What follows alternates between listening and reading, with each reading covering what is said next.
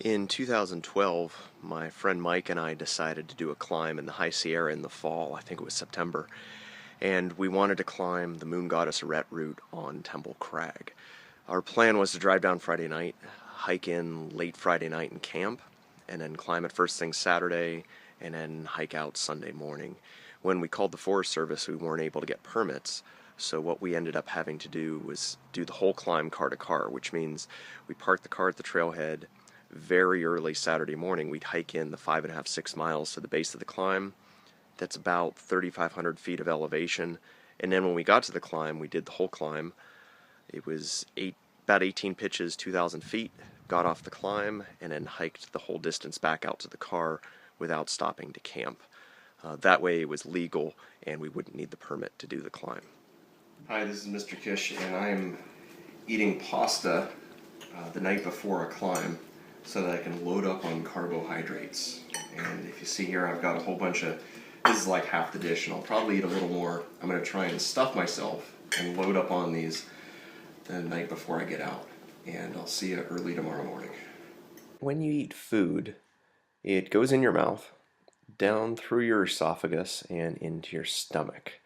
And digestion started in your mouth and it keeps going in your stomach, but then it really keeps happening right here in your small intestine. And as food moves through your small intestine, carbohydrates, proteins, and lipids are broken down. And one of the things that is taken out of your small intestine is glucose. And your blood vessels that are connected with your small intestine go right to your liver. So when your blood glucose increases, your pancreas releases a hormone. And that hormone is insulin. So if blood glucose is high, insulin's released. And insulin does a couple things. Insulin tells your cells and your liver to absorb some of this blood glucose. So the glucose goes into your cells and it goes into your liver. Then once it's in your liver, the glucose gets converted into a larger molecule so that it can be stored. And that larger molecule is glycogen.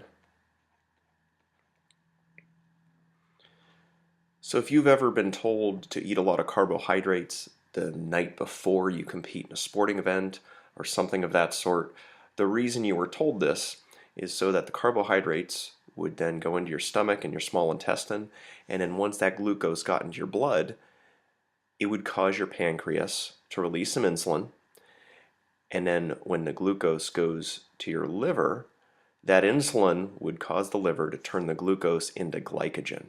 And the glycogen is a stored form of sugar that can then be released later when your blood sugar is low.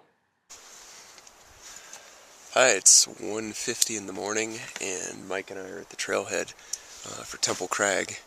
We just drove down from Auburn and let's see, I think we got up here about 10:30, packed up our gear, slept in the car from probably like 11 till 1:30. And now we're going to hike in. We have about 7 miles to the base of the climb, so it's still pretty dark, but we want to get there right as the sun's rising. So we're thinking this will be a little conservative. We're hoping we'll be there at about 6 a.m. While we're hiking in, we want to make sure our blood glucose doesn't drop below 80. If it drops below 80, then your pancreas is going to release glucagon. And glucagon causes your liver, and your liver is the organ over here, it causes it to turn glycogen, which is a stored sugar, into glucose, which is a simpler sugar that your cells can use. And the reason we don't want it to do that is we want to save the glycogen for later on when we're climbing and we need all that energy. As we climb, the muscular activity in our bodies is going to be more strenuous, less aerobic, and our muscles are going to need more blood sugar. They're going to use quite a bit. So we're going to be refueling ourselves with energy gels, but sure enough, this is going to drop as we're climbing. And then that's going to produce glucagon, which will then it'll cause our liver to release some glycogen, and we'll use some of that stored glycogen once it becomes glucose. The other problem with that, though, is eventually we could run out of glycogen. And when we run out of glycogen, that's called hitting the wall. We've been moving 16 and a half hours. So we're going to do this last pitch and get off the mountain.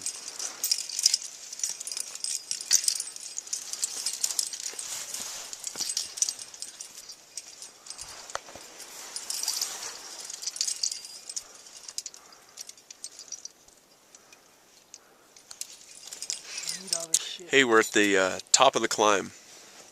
There it is, right over there. So can't really see it, but you can see Venusian blind next to it, and right over there you can see sun ribbon arête and dark star right behind it. Up there's the summit, but as you can see, daylight is quickly disappearing, and we have to rappel back down to the base. So we're not going to the summit. We are going to go to the car and get some sleep. We're done. We made it. It's been quite the day. Too long of a day, but fun. Okay, signing off. See you at the bottom. As you can see, we're starting to get tired. Our blood sugar's definitely down, and the big concern is that our liver is running out of glycogen, and we want to make sure that we still have enough energy to get down safely and hike back to the car. Hi, we're rappelling down right now.